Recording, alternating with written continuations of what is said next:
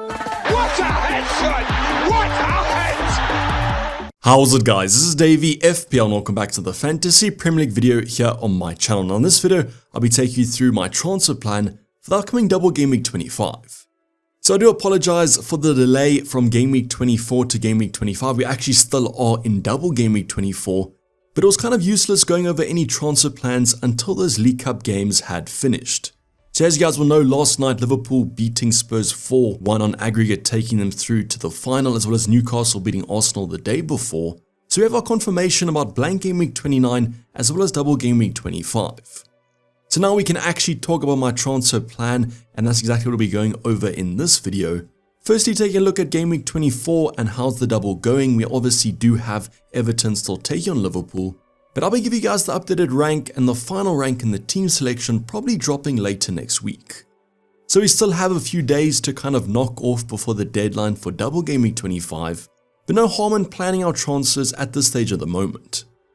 So if you guys want to see how double game week 24 is progressing as well as how I'm going to approach double game week 25, sit back, relax, and let's get straight into it. So firstly, looking at how the team is performing in double game week 24, unfortunately, it's looking like a red arrow at the moment, and we're currently sitting on that 230k mark. Now the total points scored are going to be 76, but just remember, I did activate the assistant manager, and currently it's going to be on Arne Slot. So the 10-pointer against Bournemouth was going to be absolutely lovely because that was the harder fixture in this double game week. So to get a few goals, a win, plus the clean sheet point, that exceeded my expectations. Now unfortunately, Arne Slot did require a -4 that included Gakpo, but with just the one assist, I'm hoping Arne Slot outperforms him even with the hit. Now if you guys went for David Moyes, you're probably pretty happy at the moment. Guess the most annoying thing is using a transfer this next week to bring in a better manager. So it just seems like everyone on the assistant manager, whether it be Arne Slot or Moyes, is taking the dub. Let's see how that translates into the second fixture, Everton vs Liverpool. Now the reason I'm saying it's looking like a red arrow is that I only have 3 double game week players left. That's Mikalenko, Trent, as well as Salah, and basically everyone owns one of these assets. I've seen over on Twitter the majority of teams probably have a Pickford as well, so if Everton do anything against Liverpool, the red arrow will just get bigger. I guess Arne Slot might be the only saving grace. If he has a massive performance, that might improve the rank slightly. But you guys let me know how your rank is currently looking as well as how many players you guys have left. Did you activate the assistant manager or were you a massive triple captainer? Always like to see what you guys are doing throughout the game weeks. Now in terms of the first game performance, Mikalenko taking on Leicester, that was an easier game than I actually thought. He racked up a clean sheet quite easily. Then Trent as well as Salah, we spoke about Slot. Bournemouth was the tougher game, so for Salah to get 16 points if you guys triple captained him, I think that you guys are the biggest winners. And then Trent also the clean sheet, but he's currently injured. So fingers crossed he does make an appearance for the Everton game, as they aren't the best attack, so there definitely could be a clean sheet chance here. Then with Salah, you don't have to worry. Everton at away, even though it is an away game, should be quite a good one. And let's just see how many goals Salah actually scores in this. But as mentioned, most of these options are owned by the majority of people, so that's slightly annoying as there can't be many gains made. Now the rest of our team has already played. Their one fixture was quite a small double game week. Let's go for our bench first, where yes, I did bench Munoz. What makes this even more annoying is that when I was kind of editing the graphics, I had Munoz in my last team selection, but I took him out and decided to hedge on that Arsenal defense. What happened next? He got a clean sheet plus an assist plus a few bonus points. Would have loved those 11 points and would have made this a potential green arrow. Now Eze, we had the news that he was injured but actually made the bench and came off in the second half, but no attacking returns. Then finally Greaves, the 1-pointer, quite expected. The Southampton game was good on paper, but I didn't trust the Ipswich defense, and I'm glad I went with my gut on that one. Now with Fabianski still out, Areola's starting, we had Raya between the sticks, and let me talk about Gabriel as well. So I decided to hedge the double up in the Arsenal defense, and what made this game even more annoying was the fact that the Man City goal didn't even matter. At the end of the day, Arsenal scored so many goals that with the one Man City scored, didn't change the result at all, so I really wish they just didn't concede it. But that's not how football works, not how FPL works, so we had the clean sheet loss from both of them, only the save point from Raya. So 9 points lost in total from starting Gabriel versus Munoz. Really wish I got those extra points. Now with that Eze injury, I was forced to start Enzo. Luckily got an assist but also a yellow card, versus Palmer who didn't get a yellow card and got some bonus. So 10 points total between the two, not too bad. I guess Enzo didn't disappoint us the most this week. However, the player that did disappoint me was going to be Mbeumo. I brought him in as a Gordon replacement. At least he outperformed Gordon by 1 point. Was I expecting Brentford to score nothing against Spurs? No, thought this might be an easy game. And after seeing last night's result against Liverpool, I think Brentford might have choked this one. So unfortunately no returns, but the fixtures still look quite good coming up. Was hoping they did better at home though, as there are a few away games in the future. But if you guys want to see the star performers of my game week, just wait for this frontline Isaac with the 2-pointer. But his effective ownership is so high, I don't mind him blanking. Even if he scored a 30-pointer, it wouldn't have mattered. I think he had about 98% effective ownership. The player I was disappointed in was going to be Visa. I took him out as my Gakpo replacement, and as with Mbeumo, he ended up blanking. Now Gakpo did get 1 assist, I think he was on for a 5-pointer, so Slot currently outperforming him even with the -4. Just hope that Brentford maybe turn it around. Spurs was an easy fixture, but they do have a sea of green coming up shortly, so let's see how they do. The biggest disappointment, it seems like every week we just talk about João Pedro and how bad he is, but this week he didn't even make the second half. So yes, he was actually hooked at half time. Don't you know what happened there? But they weren't playing well, and to make matters worse, they were playing Nottingham Forest and conceded so many goals to Chris Wood. So if you guys are asking how 76 points is a red arrow, you guys can just look at Chris Wood and Nottingham Forest. So many goals plus the clean sheet basically equals an automatic red arrow. So João Pedro definitely a problem. Don't exactly know what happened at half time, but if that's going to be a thing in the future, I want him nowhere near my FPL team. Might just have to bench him next week though. But as mentioned, currently expecting a red arrow because of the players left plus Arnie Slot, unless he does some managerial magic and gets us an absolute haul. Let me know how double game week 24 is going for you guys, as well as how many players you guys have left. Probably a better game week than myself if you guys owned a certain Chris Wood. Now before we go over my transfer plan, I always do this. I give you guys the context of my current team selection, and then we can talk about the moves with that 1 free transfer and 0.8 in the bank. Now obviously, as you guys know, double game week 25 has been confirmed, so therefore Arnie Slot will remain our manager.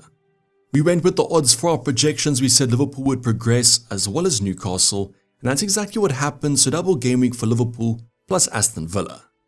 So Wolves, Aston Villa, those games should hopefully both be dubs. But if you guys are looking to take out David Moyes, Emirates provides a nice little option in that Liverpool game. So as you guys will know, they do have the positional multipliers. Aston Villa 5 places from Liverpool, so you guys could get those bonus points if Aston Villa get a draw or a win. It's just the same fixture though for Wolves and Aston Villa. Hopefully it's a dub though, as mentioned, for Arnie Slot. Pretty happy that I went for him as the managerial option though. On the bench this week we have Fabianski against Brentford. Won't even play him as our own Visa plus Mbeumo, so I'm currently going for Ray against Leicester. Then at the moment benching Mikalenko against Crystal Palace. If I do play an Eze, I hope they score. And then Enzo returns to his usual place on the bench. Greaves 3rd place as usual against Aston Villa, although I do hope they keep a clean sheet, unless I do go for an Ollie Watkins or a Rodgers.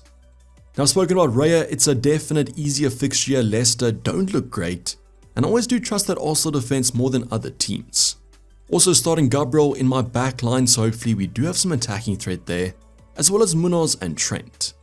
So the obvious thing with Trent is going to be that injury. We do have the Plymouth game on Sunday as well as the Everton game at the conclusion of double game week 24. So if you have some more context about his injury by game week 25. Will be a massive miss if he is out though, as I would really want to have him. That Wolves game could be an absolute haul. Now that might be a transfer plan. I'm not planning for it at the moment, as I do expect Trent to be okay. And even if he starts one of those games, I'll be pretty happy with that. Munoz against Everton, great fixture. They aren't a great attack, even though Leicester might have made them look good. Then I'm in for department. No worries here. Mo Salah captaincy. I guess if you guys still have the triple captain, you can use it, but just remember, you can't use that and the system manager at the same time. Then we have Eze versus Everton. Same but different. Now that he's back from the injury, I do hope that he manages to score in this one. Otherwise, Palmer Brighton did drop in price, so the effective ownership is dropping slightly, but he's going nowhere in my team at the moment. Then Mbeumo, can he repay the faith that we had in him? Gordon does have Man City, which is a tougher game I guess. I just hope Mbuma does better than him. Isaac against Man City, we're going to say this is an easier fixture now, even though we just said for Gordon it might be tougher. But let's be realistic, the Man City defense is nowhere near what it should be. Coming off that win against Arsenal in the League Cup semi-final in both legs, I'm pretty sure Isaac and Gordon will be pretty confident. Then Vs against West Ham, similar with Mbuma, hopefully repays our patience, and the player we're most patient with is going to be João Pedro. Now at the moment the plan is to probably take out a player and bench João Pedro, as I just can't have a player coming off at half time in my FPL team. I do think though, versus him and Enzo he slightly has the edge, so if my bench looks the same come Game Week 25's deadline, I'll just simply play the Brighton attacker. Now with one free transfer and 0.8 in the bank, a big upgrade can't be made, but let's go over some options I'm thinking about. So at the moment there's a few kind of transfer plans. Now would I recommend doing moves? Probably not. We still have the FA Cup this weekend, which will give us a bit more insight into the upcoming double game weeks. Then obviously we have Liverpool taking on Everton next week, which might change some thinking, and that mainly revolves around Trent and his fitness. So if Trent is going to be missing, we might be looking to take him out for a like-for-like switch. Think someone like a Van Dijk or a Konate. At the moment though, I'm just hoping that he is fit for Game Week 25, as I really don't want to waste a transfer on taking out a double game week player. So my plan at the moment is going to be to take out Enzo on the bench at 4.8 million, and the first obvious replacement might be Rodgers. So that's Aston Villa double game week, Liverpool at home as well as Ipswich at home, definitely targeting that Ipswich game which could have goals in it. The only thing after that is Chelsea, Crystal Palace, Brentford plus the confirmed blank, and that's obviously a blank game week 29. So although Rodgers might be the kind of sensible replacement with the double game week, I might be going for Semenyo at the same price point. Bournemouth have such better fixtures, Southampton plus Wolves, and then don't blank in 29, so therefore going for a Bournemouth attacker might be a no-brainer. Now you guys are seeing Semenyo here, not Kluivert, as I can't afford Kluivert. I probably would go for him on penalties if I could afford him. Now there's another plan that I could actually look at, and that's to take out Eze even with the Everton game, and because he's more expensive, I go for Kluivert, my number one replacement. I just don't know though, I feel like Eze could do well this week, and although Enzo at Southampton Leicester is not the best kind of FPL option, and even though Eze blanks in 29, I probably have the free transfer to take him out at a later stage. So at the moment I'm thinking about Enzo out to Semenyo, but Rodgers also there with that double game week. I just feel like it might be too short-term planning to go for Rodgers, unless I choose to free it in 29, which I'm currently not planning to. So Semenyo is probably the number one replacement. I could also go for the out of position Dango, hopefully I'm saying that right, but he comes in even cheaper at 5.0 million. I just feel like Semenyo might be kind of the more mainstay player.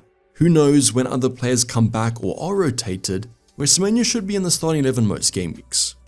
So that's my current transfer plan at the moment. You guys can let me know what you think. Is there another move that you might consider? Not really thinking about a -4 with that Ollie Watkins injury and Aston Villa's form. Isaac to Watkins could have been quite an easy -4 if I did go there, so let's see what happens in the upcoming FA Cup games and double gaming 24.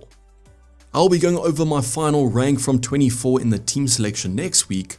Otherwise watch out for this FA Cup games for injury time, as well as what that means for double game week 33 and 36. This is basically a wrap for the video guys. Hope you guys did enjoy it. Please like it and subscribe if you have subscribed yet. Tons of content still to come up, so make sure those notifications are turned on. But for the time being, I'm signing off. It's been Dayvy FPL, and I'm out. Cheers, bye.